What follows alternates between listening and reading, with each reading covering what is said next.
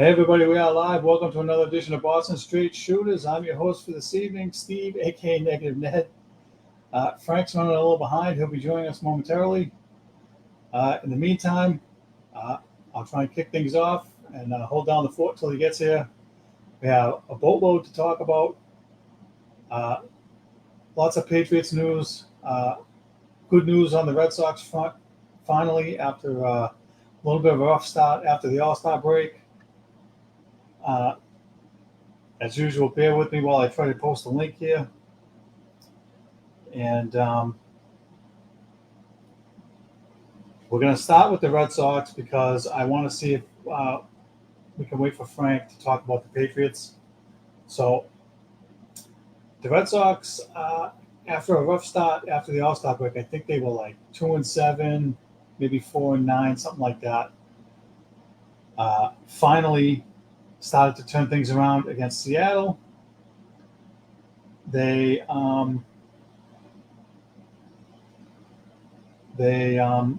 took 2 out of 3 against Seattle. They made some moves at the deadline. They got James Paxton as a starter to fill in, veteran left-handed guy. They didn't have any lefties in their rotation. They got 2 relievers for the bullpen, Lucas Sims and Luis Garcia. Both of those guys, I'll say at least Lucas Sims has been pretty good since he came in. He's pitched 3 games. He's allowed no runs so far. Luis Garcia, a little different story. His last 2 outings have not been very good. But I expect that he's going to get better. And hopefully he's not like Hansel Robles from last year and just completely craps out. That we don't need. Okay? There's that. There's another guy I'm missing. Hold on 1/2 second here. Oh, the catcher. Danny Jansen, the catcher, the right-handed bat guy that they wanted to get. He's been pretty solid for them. He's had a few clutch hits here and there. So I think that the acquisitions have done a pretty decent job. I think they've done a pretty decent job. They're not, knockout moves by any means, but I think it should be enough. They should have enough now to make the playoffs. So at least, stay in the hunt. And hopefully they won't drop off. So those guys have been pretty good. There's a guy that they got in one of the deals, and I don't remember which one it was, with Pittsburgh for Quinn Priester. He's a 23-year-old guy. He was a AAA. Might have been part of the Lucas Sims deal. I'm not sure. I forget exactly where he came from, but he definitely needs work. His ERA in the majors was over 6, I think, and that was evident. I watched him Sunday pitch for Worcester. He was not very good. I don't even think he made it out of the 3rd inning, and gave up a boatload of runs, like 6 runs. But he's only 23. He's young, so hopefully there's some upside there. They don't have a lot of guys like him in their AAA at the AAA level. They may have a few guys a little further down, but I'm not aware of who they are right now at this point. Usually when there's like a can't miss guy, it's like, Roger Clemens or Brian Bayo type, those kind of guys. And hopefully this guy they can turn him into something for the future, because the guys that they've been relying on right now, Tanner Houck and Cutter Crawford, those guys have been good the majority of the year, but I think the shine's starting to wear off on them a little bit as they get a little bit stretched out as far as how many innings they're pitching. They're starting to get roughed up a little bit over their last few outings.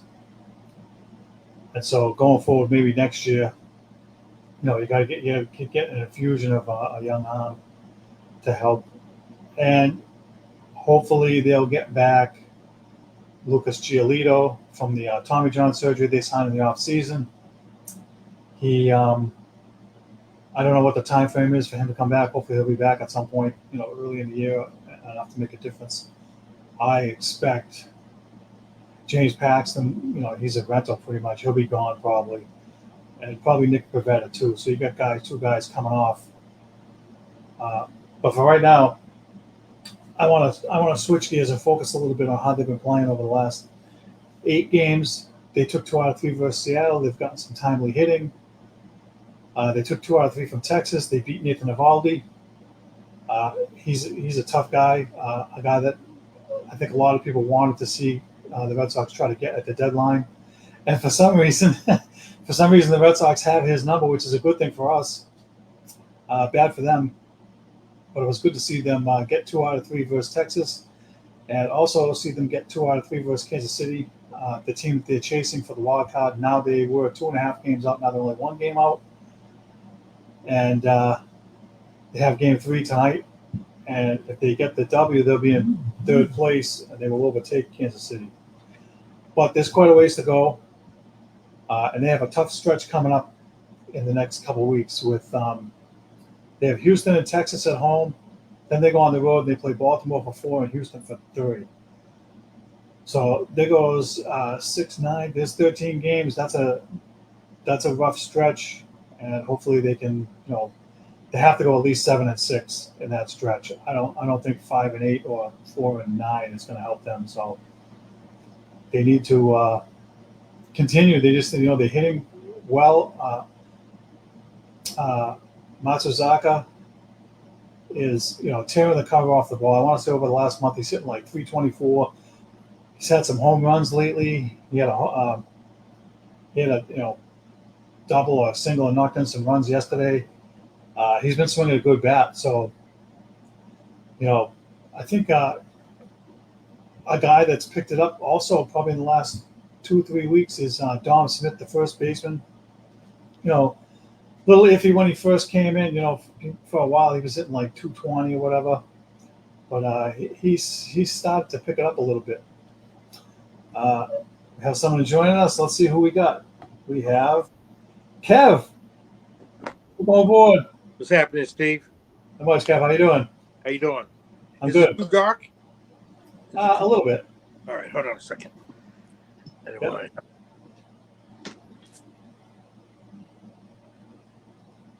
All right, so let's see if he comes back. We're talking about the Red Sox right now. Okay. Frank's running behind, so I started with the Red Sox in the hopes that by the time we get to the Patriots, he'll be able to join us, so we can get his 2 cents. Because with the first game coming up tomorrow night, I really want to see what he has to say. So.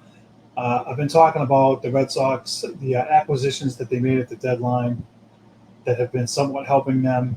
Talking about how they took 2 out of 3 versus Seattle, they took 2 out of 3 from Texas, and they took the first 2 in Kansas City, and they put themselves a half game out of the wild card spot. So after a rough start, I want to say it was 4-9 after the break or something like that. They've righted the ship a little bit. They've gotten timely hitting. Matsuzaka's tearing the cover off the ball. He's hitting 324 in the last probably month. He's been a key piece. Dom Smith, the first baseman, who's been filling in for Casas. I want to say when he first started, probably up until probably like the last month, he was hitting like 220 or 225. Not really that great, but he's picked it up. Can't say enough about Jaron Duran. He's played every single game, 110 games. He's having a career year, and I know he has some kind of record, or he's got a record that has only been done by like 4 guys since the 2000s or something, and it's like 13 homers, 50 something RBI, 20 something steals, and whatever it is he has for hits or whatever it is. So. His impact at the top of the order. Last year, remember, he went down, and it killed them. They didn't have another guy to replace him at the top of the lineup, so they cannot afford to lose him at all. So hopefully he can continue. I mean, he's hitting like 292 or something. That's huge. You need a guy up there that can get on base. I mean, they haven't really had anybody that gets on with that kind of frequency. And I did want to touch on the rookies.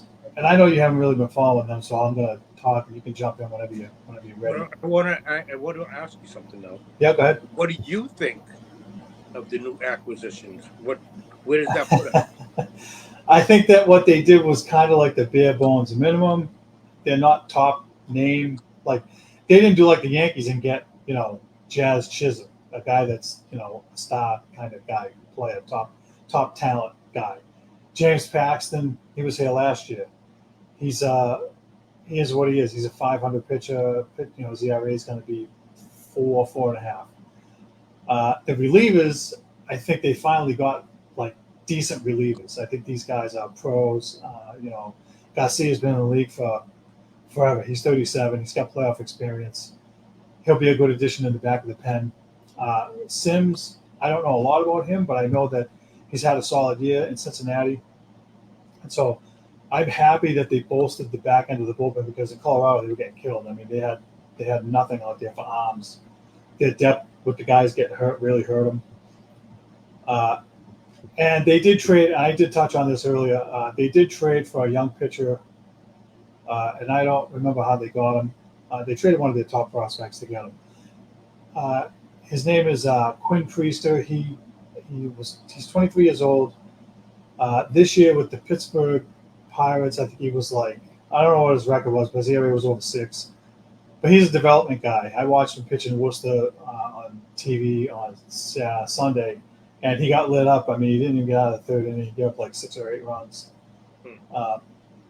But the stuff is there if he gets mechanically sound and gets himself right. At least he's a young arm, and they don't have a lot of those guys at the AAA level.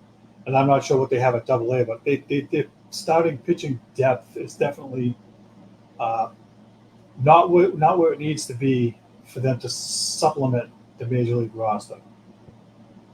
Are they being cheap? Of course they are. Do you know the only reason they have? Well, it's because John Henry doesn't want to go over the luxury tax. We talked about this last week. He's being cheap because he doesn't want to go over the threshold. I mean, I think in total, all the payroll that they added amongst all those guys is a total of $5 million. James Paxton for the rest of now remember they're only responsible for the prorated portion of what's left of the season. So 2/3 of the season's gone already. They're only responsible for a third of his salary, which is $1.4 million. So they weren't going to pay $8 million to get him. They weren't going to pay $8 million to get anybody because he doesn't want to go over. I think that their payroll tax was their payroll was I think at $219 million. They added $5 million to it, so it keeps them under the threshold. I think the threshold is $232 million. And like I talked about last week, is John Henry because they have the portfolio and he's trying to get the golf and whatnot. You can't have too much debt, so I think he's trying to minimize that. And also, like we talked about last week, and we're going to keep pounding it, is the other owners get that luxury tax money they put in their pocket. They're not investing it in the team. And he probably looks at some teams that invest big bucks like the Dodgers, the Yankees, and they don't do squat in the playoffs, paying $300 million or $400 million for payroll. The Mets, another example. I mean, they're spending $300 to $350 million a year on payroll. They're not doing anything. So he's probably look, we're not going to do that. So I don't. That's where we're at. We're just going to stay mediocre, and I think that they're going to keep doing that. Money. We're not going to bring any good people here. We're just middle of the road. So we're just willing to just stay middle of the road and see if middle of the road can get us a chip. Really? They're looking what they're looking at, and part of it too is all this analytic garbage where they look at future wins. I heard Breslow say that a few times. We don't want to sacrifice the prospects for future wins. So future wins could be a year or two from now. But those guys that they're looking at for future wins aren't guaranteed. We're living in a and I had it too, the term, but I don't have it in front of me anymore. I mean, there's these analytic guys use these terms, and the terms are forward thinking. They're they're looking at a team like Arizona last year that made the wild card, and they made the World Series, or they were close to it, and they got 80-something wins. And so now, used to be to get the wild card because there was only 1 or 2 wild card spots, you had to get 95 wins. Now, because there's more teams in the playoffs, you need less wins. You don't need 95 wins to get in. And they're looking at these teams spending, $1 third or half what they're spending, and they're like, all right, well, we're not going to do that anymore. John Henry's got to be, again, it's a good thing Frank's not here because this would strike a nerve with him. When they traded Mookie Betts, he wanted $350 million, and the owner was like, no, we're not doing that, and they traded him away, and then eventually they were forced to give Devers the money. Like I said to Frank, he was like, fine, give them the money. They didn't have a choice. Who's a superstar? They weren't going to sign Bogarts. Bogarts wanted what, $280 million for 11 years? I wouldn't have done that either, to be honest with you. But they lowballed him. They offered him, I don't know, 6 years, 160, or 8 years, 160, and it's like it was a lowball offer. They did it on purpose. It's the same thing they did with John Lester, right? And so they're not going to be spending the way the Yankees spend. They're not going to be getting all these big contracts. Yeah, we're not going to be winning anything, and we're just going to be okay. And they're going to find it, easy to blame, not Pena, but they're going to find it easy to just blame the manager or Alex Cora is going to be the scapegoat. That's what it's going to be. It's not fair. It's not fair. Well, it's a whole vicious circle. The way the league is now, it's a copycat league. Atlanta had all these young guys the last few years. They signed them all. If you look at the contract they gave to Brian Bayo and Sadan Rafaela, who's only like 20 or 21 or whatever he is, they locked him up for 6 years maybe, whatever. And they locked up Bayo for 6 or 8 years. And so they want to identify, and I've heard them talk about this too, they want to identify young, controllable pieces so that they don't have to go spend big bucks everywhere. That's what they're going to do. And Durant's contract's going to be coming up at some point, either at the end of this year or next year, and he's 28 years old. So what's he going to be looking for? They're not going to give him $20 million. They'll probably lowball him and give him like 12. And if he's a free agent, he may, they have to pony up dough. I mean, I can't. He's not a $30 million player, but if somebody's going to offer him 20, you might not have a choice. What do you have? He's a key piece. So the cheapness, we're going to be talking about this cheapness for a while. And I don't know what was said to Alex Cora as far as like going for it and getting aggressive and getting pieces. I think as long as they show they're willing to be buyers and not sellers, I think he's willing to live with it. He may not be as vocal as he's been in the past. And so those moves they made at the deadline where they got 2 relievers and a starter and a bat, they're not high-profile names, but they are better than what they had because the guys they had, the Ocean State job lot guys, killing them. So they're marginal moves. It's just enough to move the needle like a tick. But if you're expecting them to jump and win, 20 of the next 24, that's not what those moves are for. Well, Steve, do you see why my enthusiasm is freaking out the window? Yeah, we've talked about this. Unfortunately, the people are still paying and the people are still going, and the Red Sox management still thinks people are idiots, and they're drinking the Kool-Aid, they're buying the BS. We can see right through it, right? Diehard people call sports radio. I hear them, and they can see right through the nonsense. Shame. Unfortunately, we're the ones staying home not paying, but the other ones that aren't, they're paying, and they're drawing fans. Even if it's not their fans, last year at the end of the year, there were a lot of Blue Jays fans here. There was Cubs fans here. So the ballpark's going to sell out, and that's a problem because the more it sells out, the less likely it is that they're going to do anything different. And what the worst part is each of the last 2 years, they finished in last place. They raised the ticket prices 2% last year after finishing in last place with 78 wins. That's disgusting. Shame. That makes me sick, right, to know that they can do that. So, but if people stop going, that's the only message you're going to be able to send them. That ballpark has to be half empty, and their viewership on NESN has to be half in order for them to really get the message and invest in the team. And they have to be bad enough to be in last place like 3 or 4 years in a row. That something would have to drastically change. Now, Breslow, I don't know what kind of contract he signed. He's going to be here for probably at least a few years. Maybe it's 3. Maybe that's why Cora signed only 3 years. His kids are 7. So in 3 years, they're going to be 10. He's looking at that. That's a factor.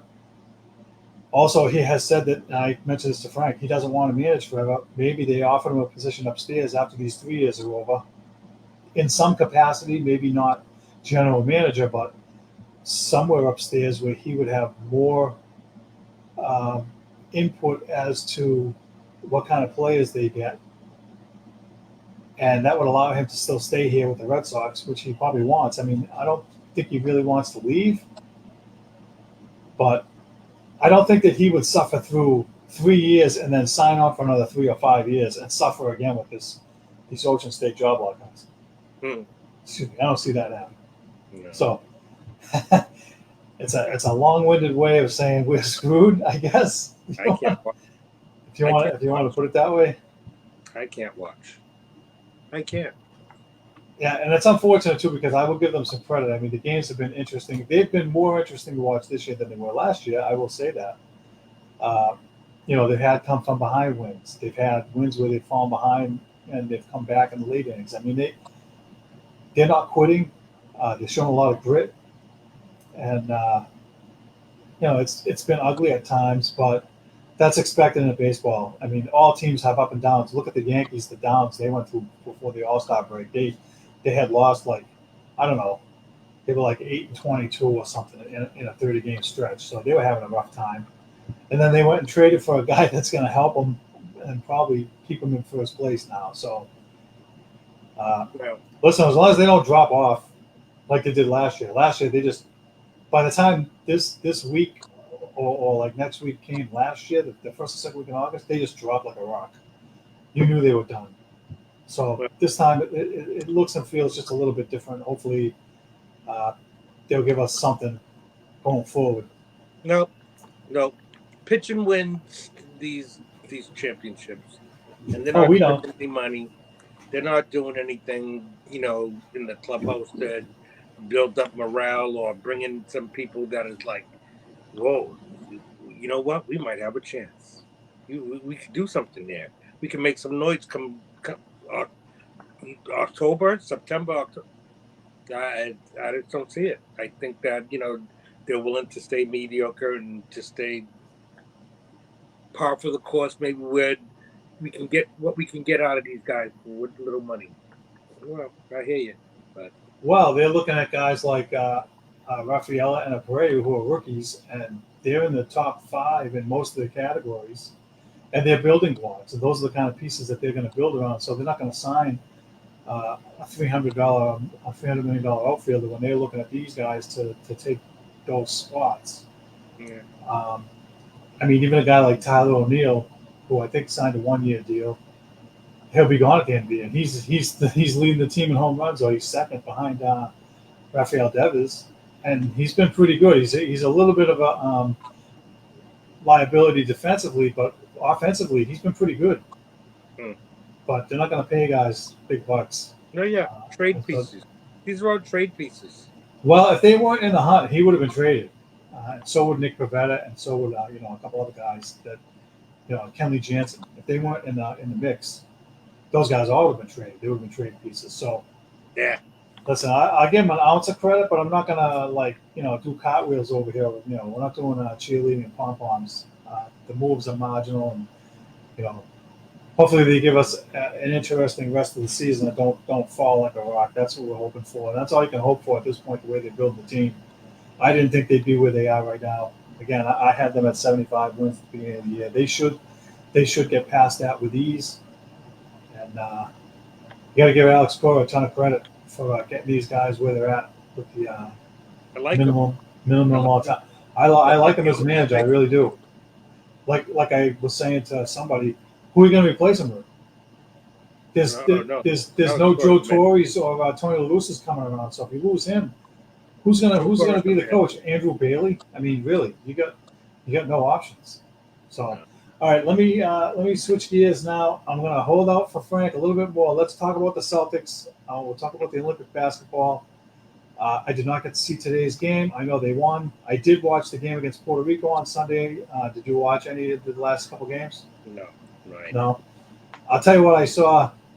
I It heard was, from Frank though. He called me during one of the games that was where the USA was spanking him. So I got the highlights for sure. yeah. Well, I can tell you from watching the game against Puerto Rico, the first half was not highlights, and they weren't blowing them out. It took a little while. The first quarter was close.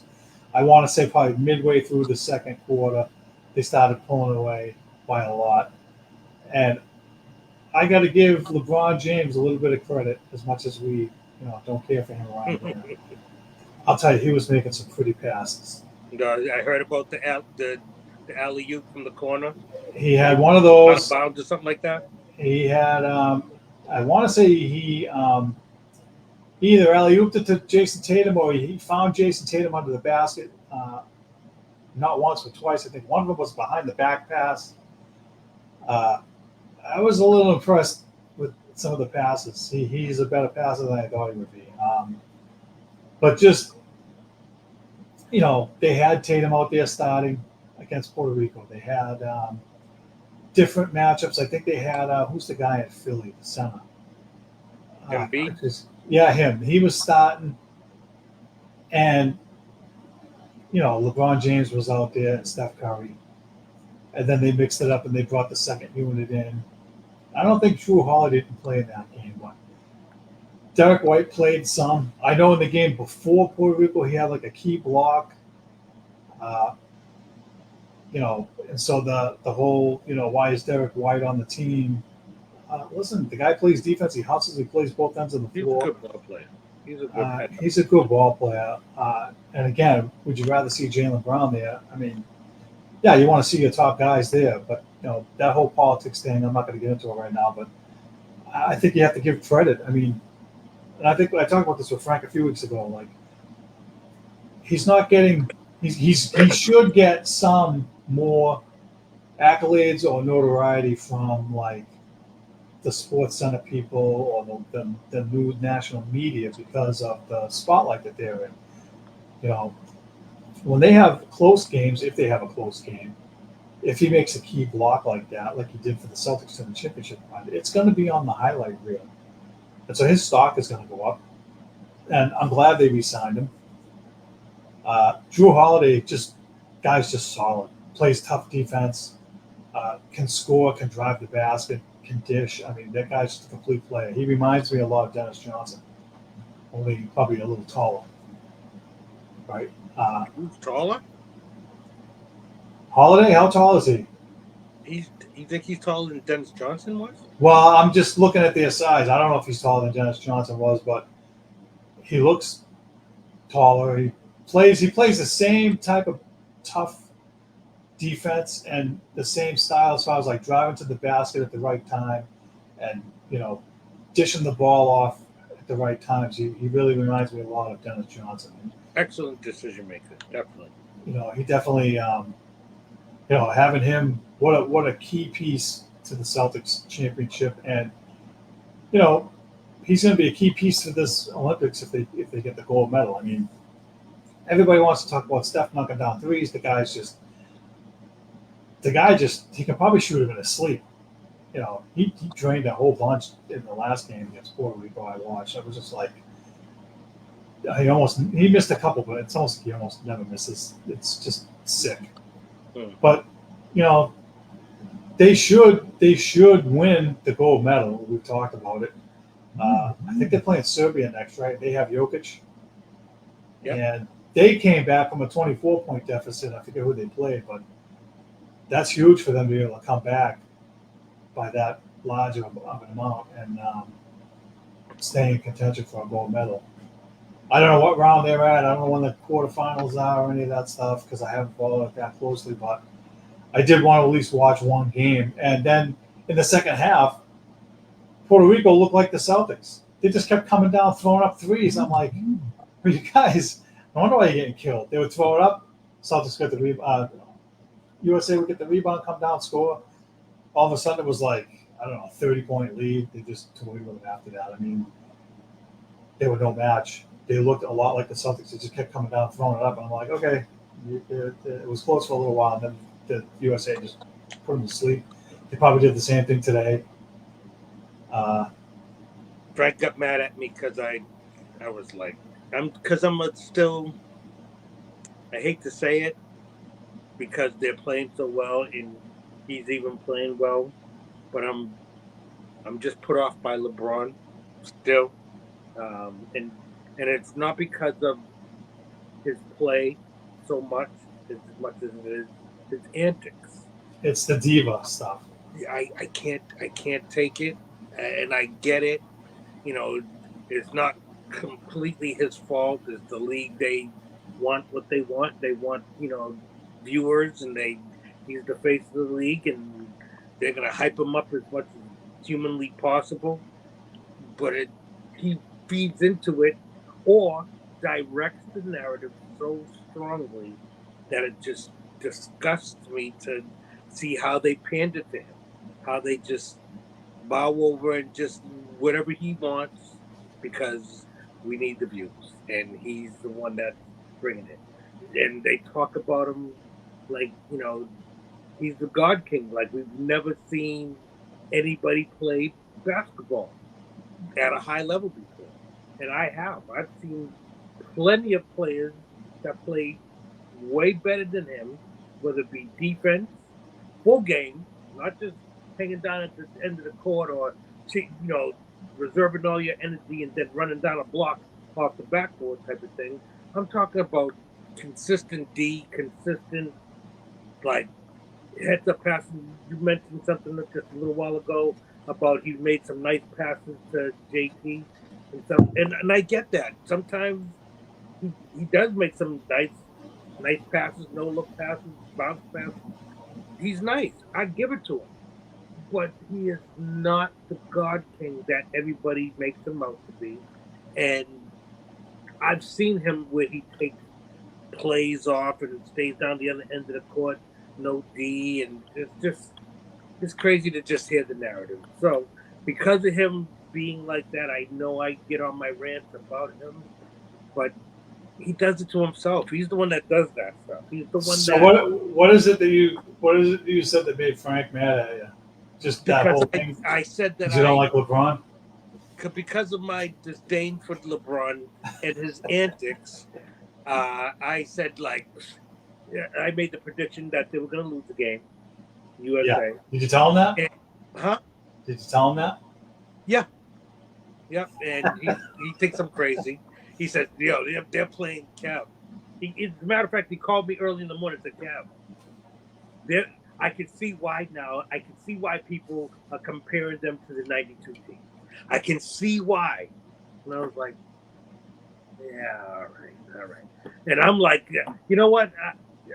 I don't care. If USA gets beat, he said, no. Kev, see, I'm about to hang up on you. Because USA, I'm all Team USA, and I'm Team Celtics, and I'm Team this. It's like, I get it, but for that dude to win, it's just they're going to be pouring it on even more. See, he brought the Team USA to get the gold, and he did this, and he was passing, and it was like, I'm tired. All right, so I will agree with you with this. What I don't want to see is I don't want to see them win the gold and they could get compared to the Dream Team, the 92 team. And the reason I don't want that is because... It's already happening. Well, I'll put it this way. If you put... Listen, put that team on the floor with these guys, and sorry, the 92 team will mop the floor with them. Do you think Michael Jordan, Larry Bird, and Magic Johnson are going to let them lose? No. To anybody? No. Especially these guys, they're going to lose to LeBron James and Jason Tatum and Steph Curry. No. Look, I'm telling you, if they had a healthy Larry Bird in '92, now they won without a healthy Larry Bird. He only played minimal. If they had Larry Bird as prime, the way these guys are, and even if they don't, I'll put it this way: Michael Jordan versus LeBron. Michael Jordan, hands down. I'm sorry, I don't care what anybody says. Magic Johnson against who? How do you stop him? The guy's 6'9" as a point guard. Yeah, one of the best ever. I mean, please, look, I'll put it to rest right now. I don't care how many gold medals these guys win. That team would mop most of they'd mop the floor. They just would. I mean, after watching these guys, and so listen, and we do this because we are now the old guys where we got to see greatness, right? The generation before us got to see Bill Russell. They got to see 11 out of 13 championships. We didn't get to see that. So now we're trying to compare the '86 Celtics to like any Celtics team in the '60s. It's an unfair comparison because it's different leagues, different levels, different rules, right? So for this era, these guys are playing. Steph Curry, LeBron, they're the greatest in their era. I would still maintain that, Michael Jordan and Bird and, Magic Johnson, I just think those guys are the greatest of all time. They're in the top 5 of all time. Steph Curry, to me, is not a top 5 player of all time. Sorry. He's a great shooter. LeBron James, to me, is not a top 5 player of all time. There's guys ahead of him. Bill Russell's ahead of him, in my opinion. Wilt Chamberlain's ahead of him, in my opinion. Those guys dominated in their era. How about Kareem Abdul-Jabbar? One of the best centers ever. I mean, we're talking about greatness. I know from Kobe. Kobe too. Now, who would you pick, Kobe or LeBron? You pick Kobe. Guy was a winner. He was what Michael Jordan and Larry Bird was. He was an assassin. He was a killer. He had the killer instinct. Yeah. Some of these guys that play now don't have killer instinct, and I think that's the difference between this era and the previous eras. The guys now, I don't want to call them soft, but there's something a little lacking like that. Why not? That extra oomph. Well, they do play soft. Listen, I think that they play soft because the rules have been bent in their favor. Football, the same way. Can't touch a wide receiver. You blow on them, it's a flag. These guys now, with the way defense is, you can't put your hand on the guy. I mean, we've talked about it ad nauseum. Could you imagine these guys in this era trying to play against the Detroit Piston bad boys? They'd cry the whole. They cry now. I know, but what I'm saying is that because it is kind of soft now, if they tried to play against those guys at that time in that era, they would need to take stock in Kleenex because they'd be crying all the time. I mean, there's no that. Well, but they are good. Halliburton wants the league, the season to shorten to 62 games. Too many for him right now. So I mean, they are soft. They are soft, Kleenex tissue soft. Hate it. I hate it. Kleenex tissue soft. I mean, look, I think that, and I think a lot of the sports are getting like that. Football is getting like that. You can't touch the quarterback. Can't touch wide receivers. All these rules they've been putting in about how you can tackle guys and stuff. And not to mix sports, but I have seen now, and I get it, in the NBA. Look, flagrant fouls, if you don't have them, you don't have the rules set up the way it is now. There was a period where it was getting kind of ugly. And those fouls were causing fights and stuff like that. So they had to do something to correct it. But now every time, and look, and I'm not going to dump on Jason Tatum, but I mean, we've watched him here as a Celtics fan. Every time down the court, something doesn't get a foul, throws his hands in the air, he doesn't go back on D right away. No and question. I'm like, dude, you gotta. I'm like, and again, we're shooting straight here, right? That's the show. And I love Jason Tatum. He's a great basketball player, but there's too many games where I watch him and he drives and he doesn't get the call. I'm like, dude, forget it. Run back. You gotta play defense. You can't dwell on that stuff, and you're not gonna get calls every time. You can't be LeBron 2.0 and get the call every time. It doesn't work. Just drive and let it play out. I mean, we can see. Look. We can see it. If it's a foul, we're at home sitting there, oh my God, that was a foul. We're like Tommy Heinsohn Jr. You know what I mean? We're like Johnny Most. Oh my God, he got mugged. We can see it. He is bad too. I also saw a list of the 10 most hated players in the league, and JT's on there. I'm like, really? I think he was like number 7 or something like that. It's like, really? He's one of the most hated in the league? I can understand that, people aren't really feeling him because of his crying a little bit, but they all cry. They're all crying, and this dude, he cries. He doesn't cry as much as some of the others, but it's still disheartening to see all the tears. I think he's getting better. I think this year he was better about it, but there were still times where he was doing it, and I was like, dude, you can't do that. I'm like, you got to step up, guy. You got to just play. You I know, agree. you got to just. You're gonna get calls. You got the amount of times that he drives to the basket. He's gonna get a majority of them, and there's gonna be some where he doesn't get the call, and he has to continue to drive the basket in the hope of getting those calls. Because if he stops, and we've seen it, when he stops driving to the basket and he only gets 2 foul shots in a game or 4 foul shots in a game, he's not as effective, right? But when he gets to the line and he's got 12, 14 free throws in a game, and he's driving the basket, even if he misses the layups, because they miss him, and he's not the only one, but it'll bounce off the backboard and it won't go in. He still has to continue to do that. There has to be a strong focal point of his game, because if he loses that, we've seen it. We saw it in the playoffs last year, not this year, the year before, where he didn't drive as much and he was just chucking up threes, and I'm like, it's not going to work, dude. Yeah. Your game is both. You have moments where you're going to be able to shoot up a three, and you have moments where you're going to have to drive and carry the team, get some inside game for the team. So, and all the teams have the same issue. They all have guys that they drive and oh my god, I didn't get the foul. It's like every team has at least 1 or 2 of those guys. Every team has. So the league, I get it, it's soft, but you know. And we got a 1 or 2 soft players on our team too, but you know, we won, and you know, I can accept some of the crying, because there's so much of it. It's running rampant throughout the league that you have to cry for your calls some of these times, because there's so much of the blatant, you know, flopping above calls that sometimes some of these get overlooked because just so much of it. Yeah, they have the diving rule or whatever the rule is called. So they go to the replay to see if the guy faked the foul and all this stuff. That stuff gets a little annoying. I don't know if you know that, but it is what it is. So the league is definitely different. It's changed.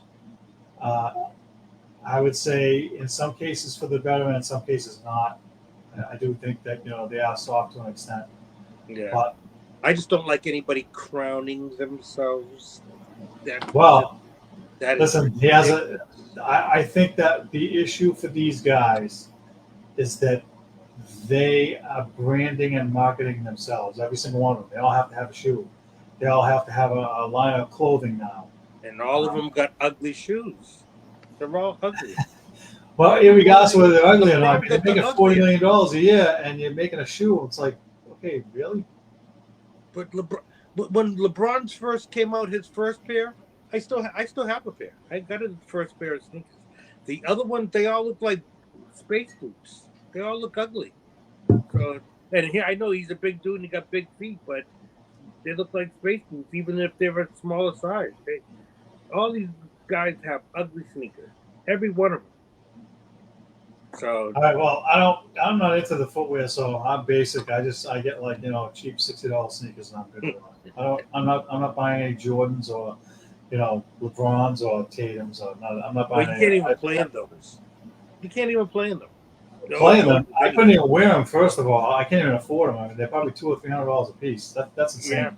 Yeah. When a pair of sneakers costs like half your paycheck, then sorry, I'm out. I'm not doing that. A pair of Jordan 3s, easy, $350, $400. No, not doing it. No way. How can you even play in those? Jeez. But anyway. All right, let's switch gears now. It's apparent we lost Frank. I don't know what happened to him, so we got to talk about the Patriots. Huge news with them going after Brandon Ayuk in a trade with the 49ers. Supposedly, they made an offer to put him in the top 5 in the league and make him the 5th highest paid receiver at $28.5 million a year. Unfortunately, he does not want to come here. Supposedly, he wants to go to Pittsburgh. So, what's your thoughts on Brandon Ayuk? Did you want the Patriots to get him? Do you think he's worth what they were going to try to pay him? Is he a number one guy? No. Well, I would have liked for them to get him, but at the price that he wanted, not really. And the idea that he is kind of a headache, like I don't want somebody in the locker room that's going to be a pain in the ass like that. Judon is acting up right now, and yeah, obviously he's got to go, and we can trade him and get something. But Ayuk, and we would be trading Judon, and then picks and something else just to get this guy. So, nah, I think that we could be okay without Brandon Ayuk. We can probably get something else just as good because I think people are going to be kind of sleeping on the Patriots, thinking that yeah they're rebuilding. We're not worried about them right now, but they got some pretty nice, significant pieces that could like have a breakout type of season or just do some things that would kind of catapult us up into the rankings with it. Like not even thinking about it like that, but it's like that's okay. Yeah, we're on your heels. I don't say that we're going to win or even win the division, but I think that we're going to scare some people for sure. All right, so I posted about them trading for Ayuk on our Facebook group page, and Frank was like, "I don't want him." And so I could already hear Frank being like, "He's not a number one. I don't want him here. He's a headache." Blah blah. And look, I hate the diva wide receivers. I can't stand any of them. I don't want any more divas. I'm done with them. But in this particular case, we're talking about a guy that could be a number one guy, and I would just ask if you think Ayuk is better than Parker, who was the number one guy last year. What would you say to that? He's better than Parker. Yes, He's yes, got he to is. be better than Yes, Parker. he is. He would be a better better than number one year versus better. Parker. He is Right? better. And now, But in order to get one of these guys, you got to pay top dollar. I know that's the issue. That is an issue, and I hate that. But I wanted them to get him because they need one of those guys. And how much longer are you going to wait to get one? Frank thinks they're going to go after T. Higgins. I heard that. I did also hear that. Okay, so there's a guy to me that's also another headache. He's a malcontent. He's not happy in Cincinnati. He's not happy with his contract. All these number one guys, they're all headaches. It seems like almost every one of them, Justin Jefferson, got number one money by being a diva. Who's the kid that was in Buffalo last year? Stephon Diggs, another diva. Yeah. Forced his way out of Buffalo. Wasn't happy. He wasn't getting the ball enough. I just think either one of those dudes. All those guys, I just think that they all come with baggage. C.D. Lamb in Dallas, he's not happy. Every one of these guys that's the number one guy, they're never happy because they're not getting the ball and they're not getting their money. And so I think at some point they're not going to have a choice, the Patriots. And my fear is that their options next year will be less. And so as much as I hate the diva part of it, I would have been willing to trade if it was Kendrick Bourne and Judon and a second round pick, let's say, or one of those two guys on a second round pick for Ayuk. I would have done it because at least you get the guy in the building, you got a top guy, and he works with Brissett, but also maybe can get some reps with Drake May. And let's say Brissett gets hurt or they decide to make a switch halfway through the year, you got a guy. You got a number one wide receiver guy for Drake May to work. Now you don't got a number one guy. They don't have a true number one guy still. Who's the number one guy? KJ Osborne? Well, Bob Douglas? I think that I just think that we're going to surprise some people. There's some dudes that they may have on the roster that supposed to be stellar, supposed to be nice, but they're kind of looking at them like, yeah, but they're matched up with, like you said, Brissett. Who we're gonna have out there, Drake May or Brissett, and how they clicking with these guys. I don't know. I think we have some pieces right now that are maybe a little bit of the unknown, and we all know that when people don't have a lot of film on some players they don't expect them to do anything. They don't know their their makeup. They don't know how they're going to be playing and running come game time. I do hear things about, and Frank just talked about this with me yesterday. What was it today? Yesterday, Jalen Polk is, Jalen Polk, he's the guy they took in the second round. he's showing some signs of some things or whatever. And the other kid, There's another guy, Javon Baker. He was Javon Baker, said that they might have what they already need inside the house already.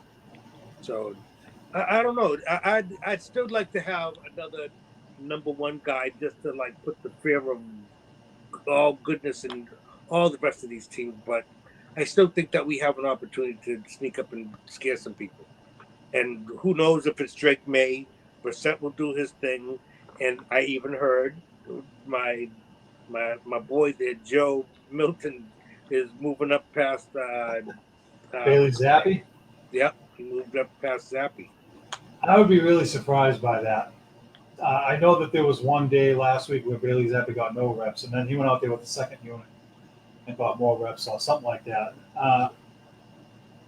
I think that Joe Milton's still kind of a project. His arm is like arm strength, is unquestioned. I mean, the guy can throw the ball 70, 80 yards. That's fine. But how accurate is he? But listen, if he beats out Bailey Zappi, I'm fine with it because a lot of people probably don't want Zappi around anymore. First there was Zappi fever, and now it's like, he's not that good. Right? The Zappi fever has died down by a lot.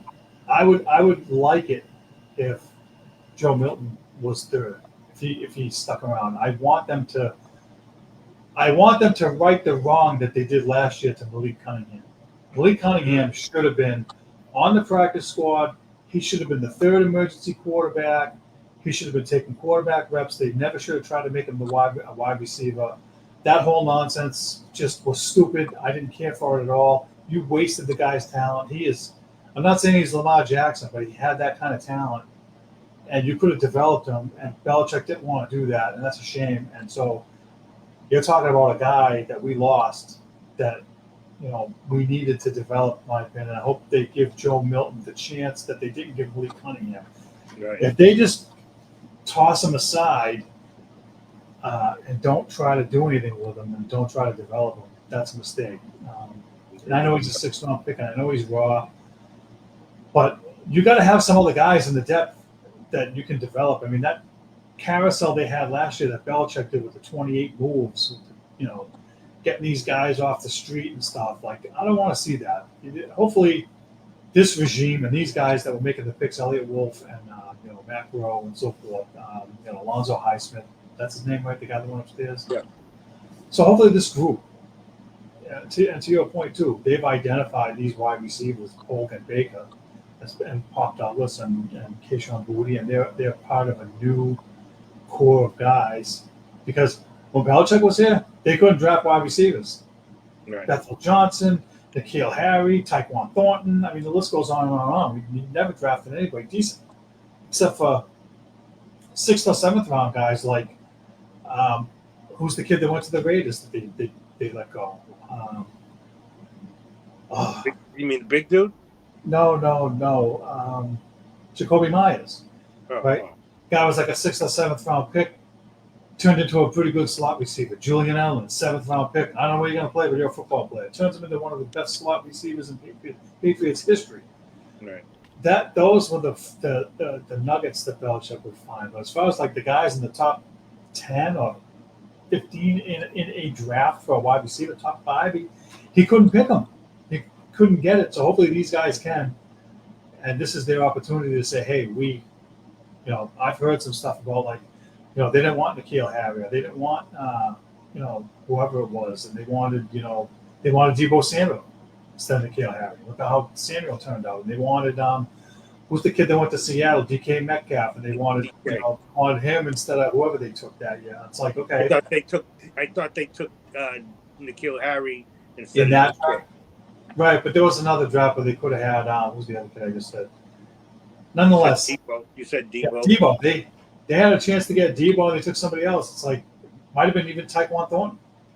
I don't know. But his, we had an opportunity to have Lamar Jackson, and that too. That was a killer. We traded up. We could have had Lamar Jackson. We traded up and let Baltimore to 50. And that just shows you how Belichick doesn't value the athletic style quarterbacks we have in the league now. he's And coming off like a grizzled old man that is stuck in his ways. Well, it seems to me like that portion of that is over. I mean, Drake May is not Lamar Jackson speed wise, but he can scramble and get out of the pocket when he has to, kind of like Aaron Rodgers, kind of like John Elway. Those guys didn't have to run for 600 or 1,000 yards in a season, but when they needed to make a play and get out a first down on 3rd and 10, they could run out of the pocket and make those plays. And I think you have guys now. Remember, I think Belichick did try it in the early 2000s. He took Michael Bishop. He took Rohan Davey. Those guys were kind of like the Michael Vicks, lesser Michael Vick type guys. Didn't pan out. It didn't work. He couldn't develop them. I'm hoping that these guys can turn the page and realize that all these quarterbacks are athletic now. They're all like Josh Allen and Patrick Mahomes and Jalen Hurts, and they're all running, and they have to be able to run because the defenders are getting back there faster. And I want to touch on the Patriots offensive line real quick. Have you been paying attention to any of the training camp stuff? A little bit, not as much as I would like to, but I have. I try to listen as much as I can because I'm a Patriots fan. So there's still no left tackle and there's still no right tackle. Right. And they have their first preseason game tomorrow. They've been rotating guys in and out of both spots. We still need help. I think the middle of the line is solid, but those two spots are definitely a concern. And these guys keep running for their life in practice. And I can't imagine what it's going to be like. I'm listening to the sports radio guys, and they're like, "Oh, there goes Drake May running for his life." I'm like, "Oh, you can't block." Like, you're going to get him killed. I don't know why they're budget shopping. They're getting guys from the XFL or USFL and different. It's like I don't know if that's going to help us right now. We need some real talent, some real big dudes on that line. Right. Look, they paid Michael Owenu, and I applaud them for that. They had to pay him, and you're better off paying him because you know what he can do. But they had to get a left tackle. They had to. They had to spend money and get a top guy. In a rebuild like this, you have to get a top guy. And so after the season is over, we're going to be saying the same thing. They got to get a left tackle. And they're going to have all this cap space again. They're going to have like $80 million in cap space.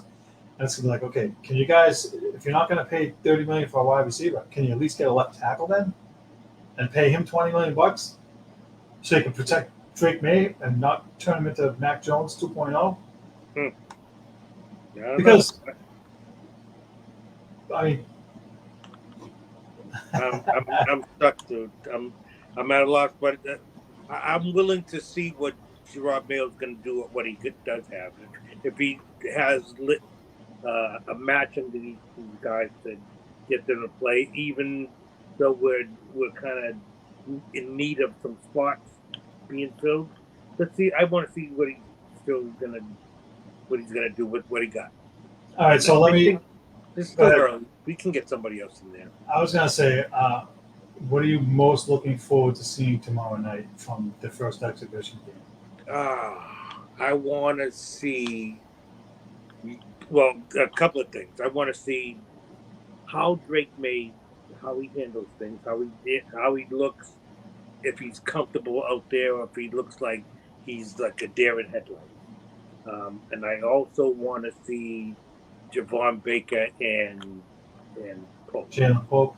Yeah, I want to see how they fly around the freaking end zone, or how they're stretching out for some of these catches, because I've seen them both, and it's like, yikes, they're hot right now. They could be some of those difference makers, but people just don't know about them yet to give them all that kind of hype like that. So it'll be interesting to see them. The defense, I know that's going to be shabby, but what I want to most see is I want to see how the offense is going to be moving down the field. Took the words out of my mouth. This is what I want to see most. I want to see what their first couple of drives look like with the number one unit out there with Brissett.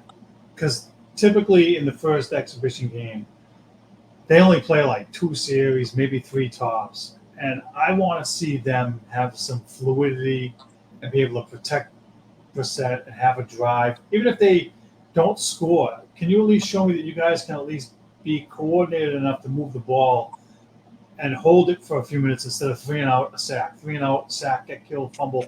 I mean, I want to see, at least in their first few drives, if they can put any kind of momentum together and sustain a drive where they gain at least like 60 yards on a drive. And if they put up points, it's even better. But I want to see it look better than when they had freaking Frackler here the last couple of years. Matt Patricia and Joe Judge, Dumb and Dumber, as I call them. That was crazy. So I take that. I'm of the belief that it's going to look better, but I need to actually see it. You know, I want to see it. I want to see what that looks. I'm not as interested in what Drake May looks like because even if he's against the 2s or against the 3s, he's not supposed to look like, Peyton Manning. Yeah. He's going to make mistakes. It's going to look a little messed up, ugly. It's his first game action. It's faster. So, look, would it be great if he went like 5 or 7 for like 80 yards and a touchdown? Great. But am I expecting that? No. And so there's a camp where everybody's like, well, he's the number 3 pick. He should be steamrolling him. But not necessarily. Like, some of the things that they're asking him to do here, he's never done in college or didn't do as frequently, like being on the center. That's a new thing for him, his footwork. So, everybody's anxious to have him get company. Everybody's anxious to see Drake May light it up, and I'm just like, you know what? It's too early for that. Let's just have some continuity. Let's see what the offensive line looks like. Let's see if they can open up some holes for the running backs. Let's see if they can protect the set and allow him to make some plays to these wide receiver guys that they've got now. And that's what I'm most looking forward to. The defense, I'm not even worried about the defense, to be honest with you. They have most of the guys back. I expect them to be better than the offense again. Everybody does. They should be a top 10 defense. They're going to keep them in games like they were last year. I'm not as much concerned with that. All right, well, once again, I overran, so we got to go ahead. Last little thing I do want to say. Yeah. Well, what I want to see also, I want to see how Gerard Mayo is like, how he's handling the side. Right. The down and distance, third and there, third and short, fourth and short. Does he go for it? Like the game situations? Yes, I would agree with that. Because you know what? There's a lot of times where even the veteran head coaches, they do something. I'm like, dude, what the hell are you doing? You dumb. Yeah. Like, you call the timeout there? Like, what are you doing? Or they're not calling a timeout. Tick, tick, tick, tick, tick, tick, tick. 30 seconds runs off the clock. That almost sounds like, I got to call a timeout. It's like, dude, where were you 30 seconds ago? What are you doing? So, yeah, that the game management part of it is definitely part of it. I would agree with that. All right. I don't think there's very much to talk about with the Bruins. They still don't have Jeremy Swayman signed. It's really a dead time for them until more of the camps start up in a few weeks, probably. So I don't have any new news on Jeremy Swayman. He's still not signed. I think that these two sides are still far apart. There's been no timetable, no speculation. It's been quiet. I will say that a lot of the guys that were supposed to have arbitration hearings this week, they signed last week so that they avoided those hearings, and they got paid, and they agreed to contracts. And so there's very few guys left that are in the same boat as Jeremy Swayman. He may end up being the last guy signed as far as restricted free agents goes, if he's not already. So as a Bruins fan, I know that there are some Bruins fans that are really upset by this, and I just wonder if it's Don Sweeney realizing that, hey, I only have $8.5 million in cap space, and if I give you $8 million of it, my hands are going to be tied the same way they were last year, and we can't have that. So I'm thinking that that's definitely a factor. Anyway, let me move on. We're going to move on to the poll questions. We only have one. and it's only from basically yesterday. Is do you want the Patriots to trade for San Francisco 49 wide receiver Brandon Ayuk? We had 50% yes and 50% no. And so I think there's arguments for both sides. We've talked about it. Yeah. Not the way he I'm ends up. I sticking think, to it. Too expensive, and he's a headache. and he's a headache. Yeah. Well, hey, listen, he could be Antonio Brown or he could be Jerry Rice. I don't know. We'll see. All right, now on to the predictions. Last week's predictions. I said James Paxton was going to go down with an injury. He did not. And I'm glad I was wrong, obviously, because he helped them win against Kansas City the other night, so that's good. You said the USA men were going to lose one game in the basketball tournament. That didn't happen. And I'm glad that they did. For all intents and purposes, I am glad that they haven't lost. I think that was a lot of my hate for some of these soft children that are playing right now. I'm still a fan of the game, so I'm still going to pay attention. I'm still going to watch. But, I'm sorry that I kind of wish that on them, but I'm glad that they didn't. Lose. All right. Now we're on to this week's predictions, and of course, I don't have one ready. Sorry, there's not enough going on right now. Yeah, there really isn't. You can't pick basketball. That's too easy because they're going to be playing for gold. That's a no-brainer. The Red Sox. Predictable. They're predictable. Well, the thing is, everybody starts getting gung-ho. They win 6 out of 8, and then, they're like, oh, they're going to win 10 of the next 12. Well, 10 of the next 12 is against Baltimore, Houston, and Houston again. It's like, all right, how are you going to do that? Like, I'm not doing that. So it's got to be something. I don't even know. Yeah, I can't pick. Second week of August. I'm really at a loss here. Let me think for a second. Well, let me do this, and it's not outrageous or anything. It's just a prediction because we really don't have a lot going on. I'll say Jalen Polk gets a touchdown tomorrow in the game, in the preseason game. Somebody's got to score. If they get shut out, I'm going to be pissed off. Right? Not, them getting shut out would be horrible. So I'm not going to predict that they're going to get shut out. I say at least that guy's going to get a touchdown. Because those guys have to play more. The Pop Douglas guys, he doesn't need to play more than the first quarter or whatever. Otherwise, you'll get him killed, right? But these young guys, like you said, they have talent there. They have to play. Jalen Polk, Javon Baker, Keyshawn Booty. These guys have to be out there. And now I heard today that Thornton has some kind of, I think it's a hamstring injury or whatever he didn't practice today. And so, this is typical with this guy. He starts showing flashes. I went to camp 2 years ago when he was a rookie. The fastest two guys I saw there were him and Parker. They were blowing by everyone. And then the regular season came and he got hurt and we didn't see him. It's like, dude, you can't sound like he was on the thin side myself. That was just me. What's that? I thought he was on the kind of thin side. Yeah, and he might be. He might be like, 6'2", 180 pounds. I don't know how thin he is, but that's typical with those guys. They're burners, but they got no meat on their bones. Yeah. So I got a little prediction. I say that the Patriots might come away with the win. Okay. But Gerard Mayo is going to say something crazy. He's going to say something crazy. Yeah. After the win? Yeah. Because he's kind of mouthy.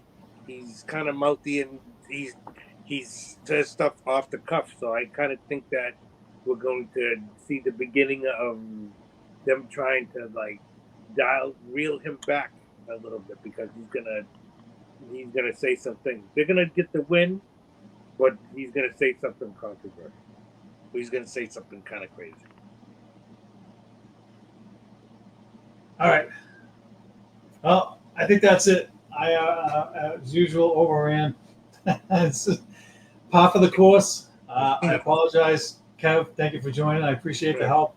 I'm sorry I was late again. No, not a worry. No problem. Glad to have you on. Everybody, thank you for tuning in. Thanks for your support. Thanks for voting in the polls. Don't forget, we also have, we are on YouTube now. So don't forget to like, subscribe, and share, and subscribe, however the hell the youngins say it now. I'll get it right next week. Like, subscribe, and share, or however the hell that goes. I'll tune it up for next week. But yeah, do that, please. We're trying to expand a little bit and get some more visibility, and I'm excited about that. So thank you again. We'll see you next week. Thanks, Steve. Thanks, Kev. Have a good one. All right, brother.